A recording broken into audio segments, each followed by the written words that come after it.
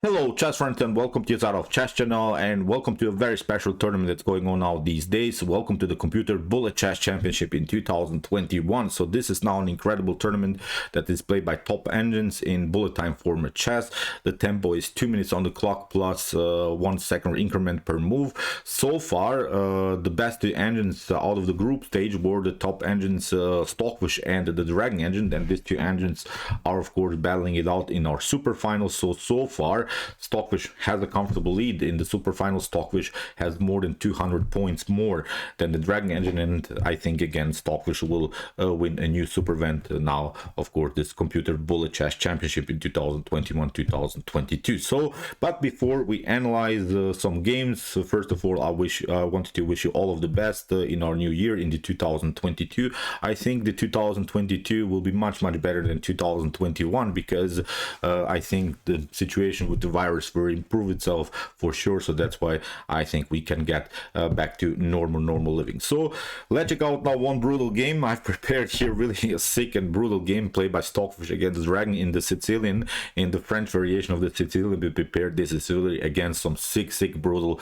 Stockfish stuff. So here Stockfish opened with the move e4. We have c5 by Dragon, knight to f3, e6 the French Sicilian, d4, c takes d4, knight to d4, and now after move a6 we have the so-called Khan variation of the Sicilian. Now the preparation is to build a normal setup with queen to c7, knight to c6, bishop to e7, and similar stuff, or even bishop to d6 would be opportunity, because with the move a6 the possibility is the move queen to c7, because you don't risk of course this very annoying knight to b5 move. But this move a6 is a flexible move because still you can go into even some knight or chevening structures with the move d6, and you can really change a little bit the direction of the game. So that's why, as I said, the move a6 is a flexible move. It allows here black to go into more and different ideas. So here in the continuation we have bishop to d3, knight to f6, castling by Stockfish, queen to c7. Now comes this preparation. As I said, sometimes even the move bishop to d6 is here a possibility. So we have queen to e2,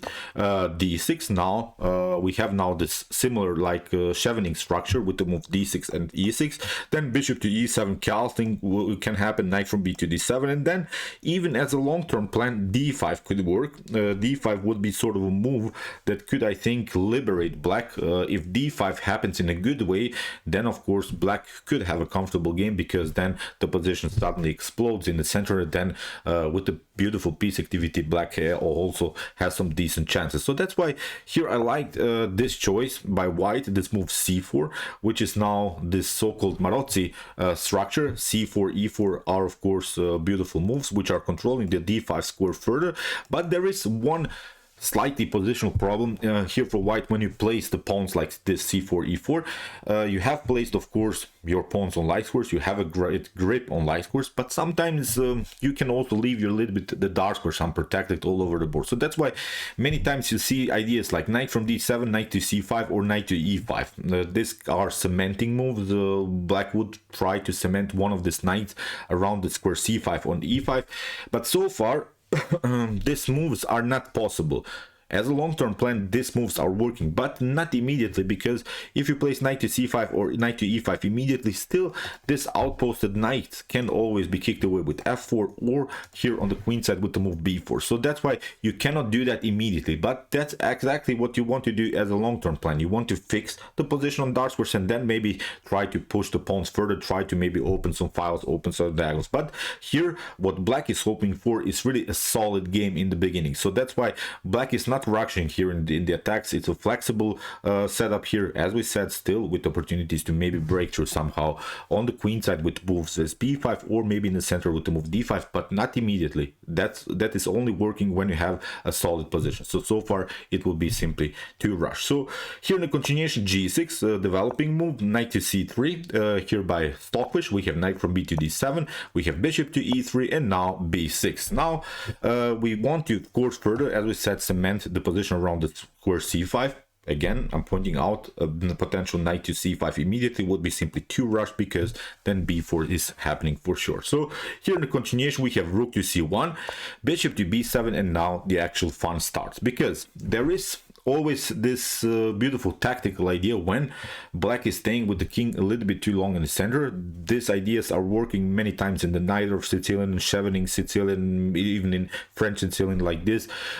This hop that you will see now, I wanted to really consider it sometimes when you play the game as white against Sicilians, because sometimes it's working, sometimes it's not, but at least I think you should be really familiar with this beautiful tactical element that can happen. Here Stockfish played a beautiful move, knight to d5, and what to do here? If you don't react, I think you get simply too pushed away. Knight to f6 will happen, then finally f4 e5. So I think black has stayed a little bit too long here with the king in the center, so that's why with the move knight to d5 now the position basically explodes. So we have e takes d5, after c takes d5 we have an extra tempo against the queen. Here in the continuation we have knight to c5, which will be met of course with the move b4, but I wanted to also see what happens, for instance, if black retreats here with the queen to b8. I think we should be familiar what is happening when the queen retreats. Now actually this is the problem here for black. Knight to c6 is happening, and you have to react now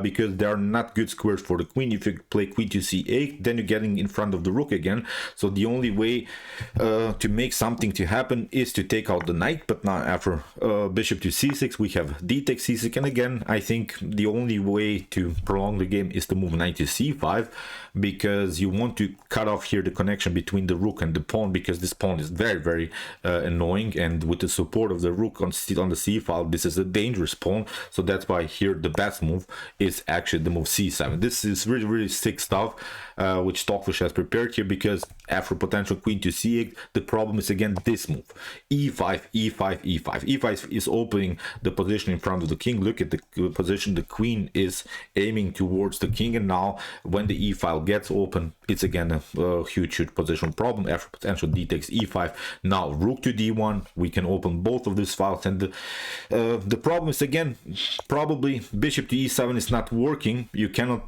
secure the king anymore because you get bishop to h6, and after something like queen to c7 you can even get the move b4.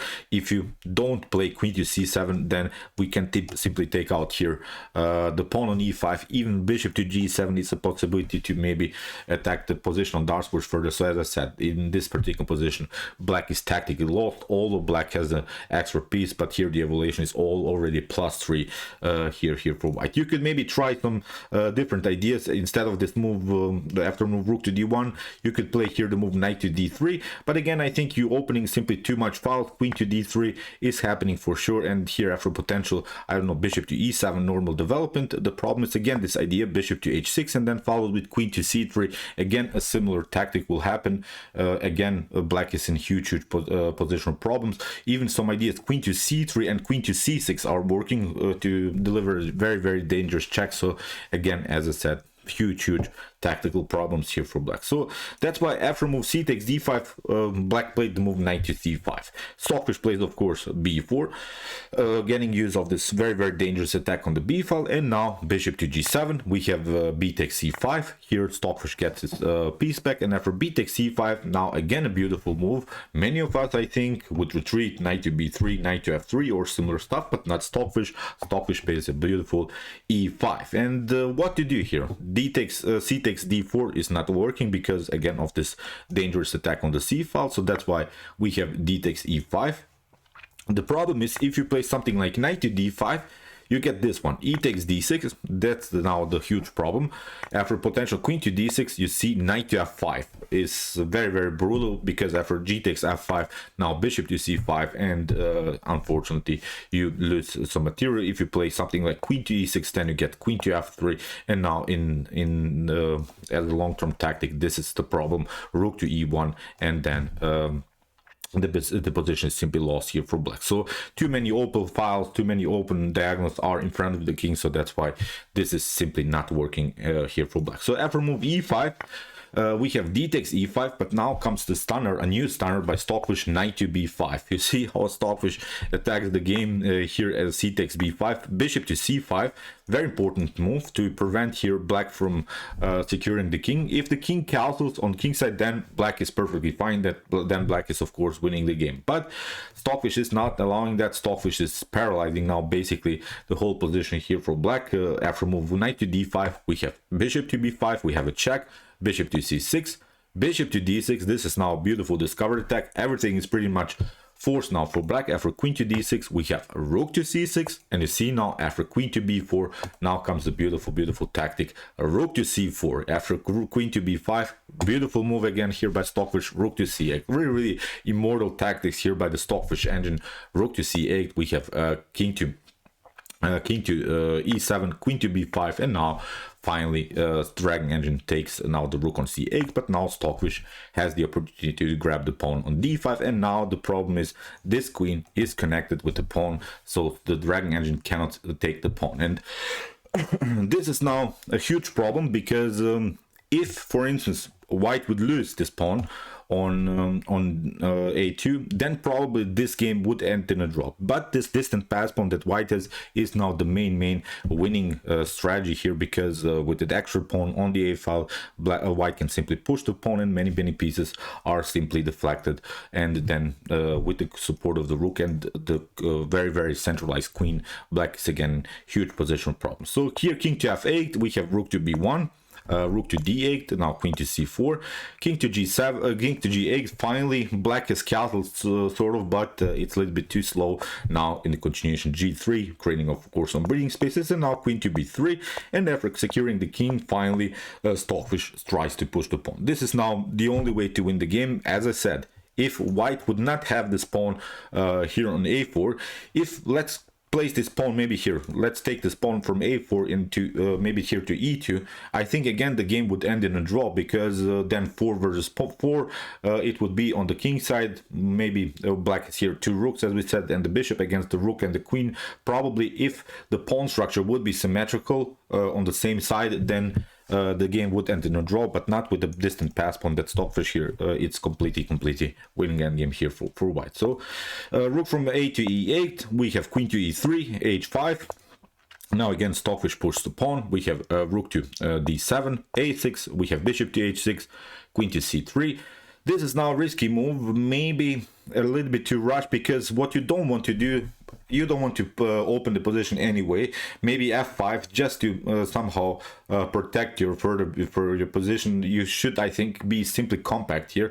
Pushing the pawn is of course creating maybe some dangerous ideas in front of white king, but you cannot really never leave the protection of your own king, because the queen is too active, and also there are even some threats maybe to get some ideas like rook to b7, and further simplify the game by trading off at least one rook for instance for this rook. So as I said, maybe it wasn't simply time to push the pawn, but that was Dragon's decision. e3, we have queen to c6, we have rook to e7, we have now e3, f takes e3, we have rook to c7, and now queen to a4, bishop to e3, now king to h3, bishop to h6, and now rook to b5. This king on h3 is perfectly fine, because the king is on the light square. There are no light square bishops, or there is no queen that can attack here the king, so the king is perfectly fine. The only way maybe to attack the king somehow is through the second rank, but as we said, if you leave your protection of the 7th rank, then again black could face many